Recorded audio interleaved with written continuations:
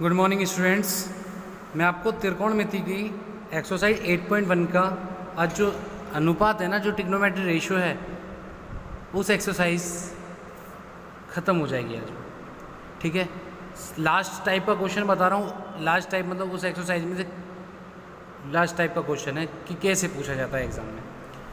Question है कि if cot theta equal to 7/8, यानी कि cot थीटा की वैल्यू आपको दी हुई है 7/8, तो आपको फाइंड आउट करनी है क्या?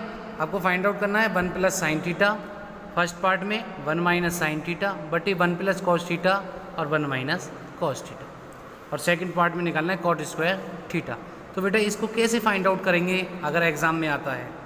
अभी तक तो आपने क्या किया था, आपने त्रिकोणमितीय अनुपात निकाले थे, यानी कि ट्रिग्नोमेट्री रेशियो पूछता था। यानी कि अगर cot थीटा बराबर ये दिया हुआ है तो आप क्या करते थे कि आप साइन थीटा निकालते थे, cos थीटा निकालते थे, टेन थीटा निकालते थे, सेक थीटा और कोसेक थीटा निकाले थे। लेकिन अब क्या है, अब आपको cot थीटा बराबर दिया हुआ है 7/8, और जो आपको ये स्ट्रक्चर दी हुई है ना, इसकी वैल्यू आपको फाइंड आउट करनी है।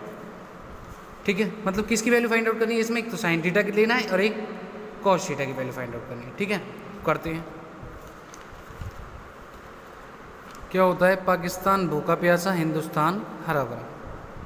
यानी कि cot थीटा किसके बराबर होता है?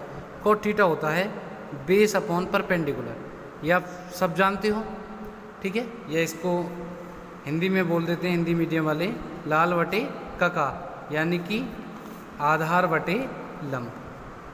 क्लियर है? चलो तो करते हैं।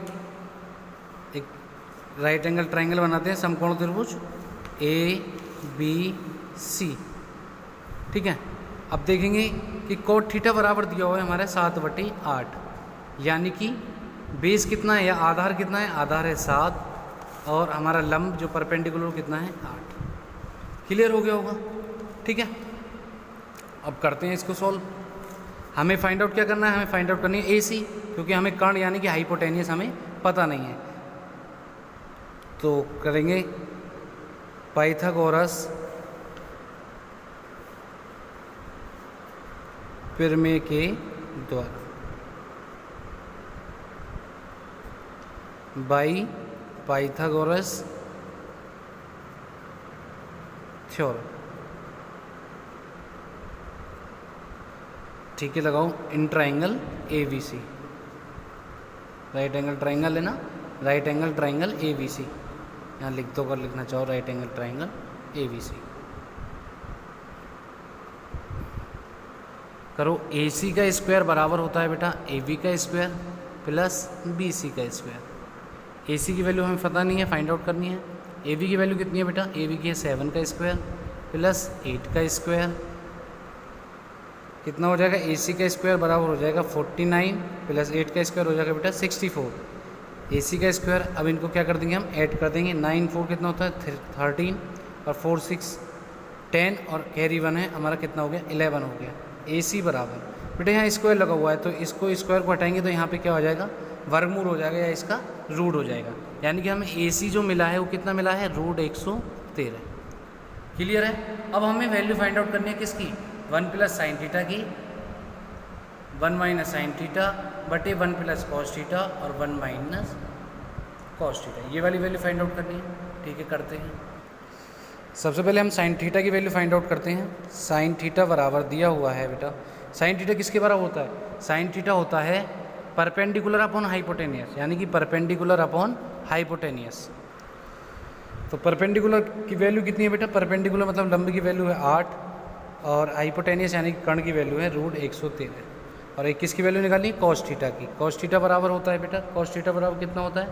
कॉस थीटा बराबर होता है बेस अपॉन हाइपोटेनियस, यानी कि बेस अपॉन हाइपोटेनियस।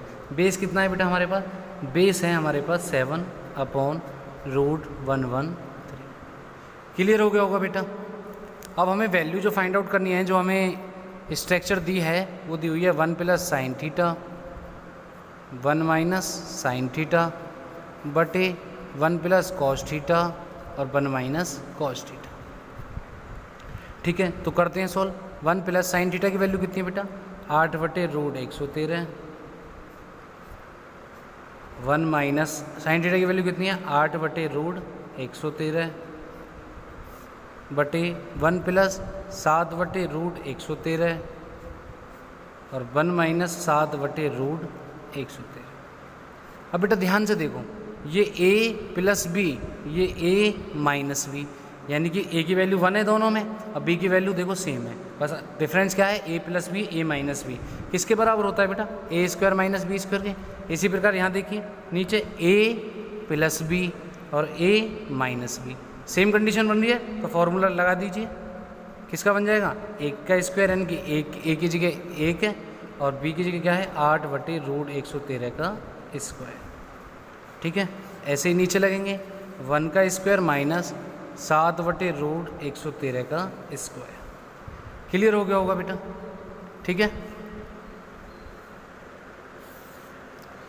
लेके चलते हैं 1 माइनस कितना लिखेंगे, 8 का स्क्वायर कितना होता है 64, रूट 113 की मल्टीप्लाई, यानी कि रूट 113 की मल्टीप्लाई रूट 113 में करेंगे हम, तो सेम क्या कंडीशन निकलेगी 113, यानी कि रूट से बाहर, अगर दोनों डिजिट सेम हैं और दोनों ही रूट में हैं तो वो बाहर क्या निकल के आएगी, रूट से बाहर आ जाएगी वो डिजिट निकल के, बटे 113। 1 माइनस 7 का स्क्वायर 49 बटे कितना हो जाएगा 113। क्लियर हो गया होगा, ठीक है बेटा। अब क्या करते हैं हम, इसके नीचे 1 मानते हैं, क्या करते हैं एलसीएम लेते हैं, 113 आ गया, 113 माइनस 64 बटे 113, ये वाला सॉल्यूशन करेंगे, माइनस 49 बटे 113। क्लियर होगा बेटा। अब यहाँ देखो 113 से 113 कैंसिल हो जाएगी, 113 में से 64 गए बेटा, कितने बचेंगे 49, और 113 में 49 गए तो कितने बचेंगे बेटा 64। यही क्या हो जाएगा, हमारा आंसर हो जाएगा। ठीक है, मतलब जो भी चीज़ ऐसे हमें मतलब स्ट्रक्चर देता है उसको हमें क्या करना है, उनकी वैल्यू उसमें पुट कर देनी है और उसको हमें सॉल्व कर देना है। सेकंड पार्ट पूछा है आपका, सेकंड पार्ट में क्या पूछा है, कॉट स्क्वायर थीटा।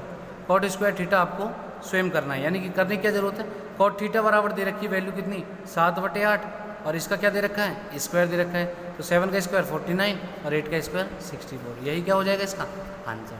ठीक है, आज ये एक्सरसाइज फिनिश हो गया, कल से नेक्स्ट टाइप के क्वेश्चन चलेंगे। आज के लिए इतना ही, धन्यवाद।